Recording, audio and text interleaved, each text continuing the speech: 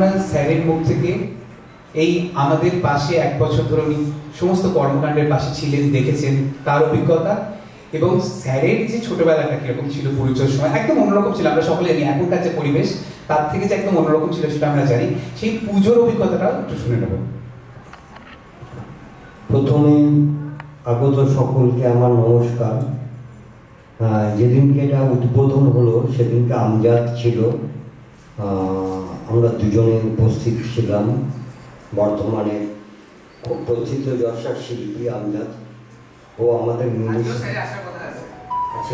আমাদের মিউনিসিপাল স্কুলের প্রাক্তন ছাত্র। তা শুরুর দিন থেকেই মিউজিয়াম কাপের সঙ্গে আমার একটা আত্মিক যোগ গড়ে উঠেছে। আমি সপ্তাহে 2 দিন 3 দিন এখানে আসি। আমি একা না, আমাদের কবিতা ভবনের ছেলেমেয়েরা আসে, তারা গান গায়, আবৃত্তি করে, আমিও মাঝে মাঝে ওদের সঙ্গে যোগদান করি।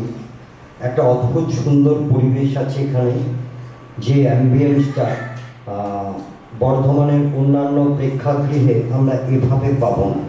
ও বললো অনেক কিছু খামতি আছে, কিন্তু আমি এখানে তসলিমা নাসরিনের উত্তর হাওয়া করেছিলাম। তা আমার মনে হয়েছিল যে আমরা যে ইন্টিমেট থিয়েটারের কথা বলি, বর্ধমানে ইন্টিমেট থিয়েটারের জন্য এটাই সব থেকে ভালো জায়গা।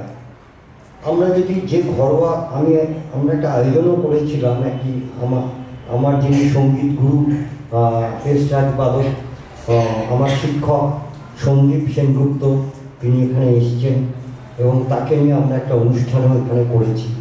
যদি বলি সঙ্গীতের অনুষ্ঠান এখানে অসামান্যভাবে সম্পন্ন করা সম্ভব। হলটি যেন, প্রেক্ষাগৃহটি যেন পরিপূর্ণ ব্যবহার হয়, আপনাদের কাছে কথাই বলবো। এর অ্যাম্বিয়েন্সের পরিবেশ ভীষণ ভালো।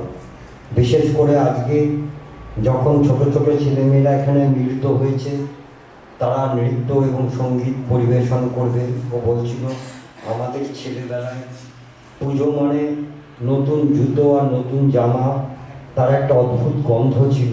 আমরা সেই জুতো এবং জামার গন্ধটা বারবার নিতাম সেই ছোটোবেলায়।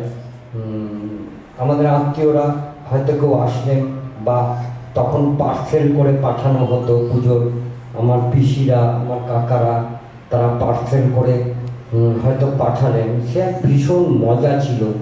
আজকের প্রজন্ম অনেকটাই সেই মজা থেকে বঞ্চিত, কেননা তারা একটা সামান্য জিনিস দিলেও আমাদেরকে যাওয়ার সময় হয়তো 2 টাকা কিংবা 1 টাকা আমাদের হাতে দিয়ে যেতেন, তখন টাকাটার অনেক মূল্য ছিল।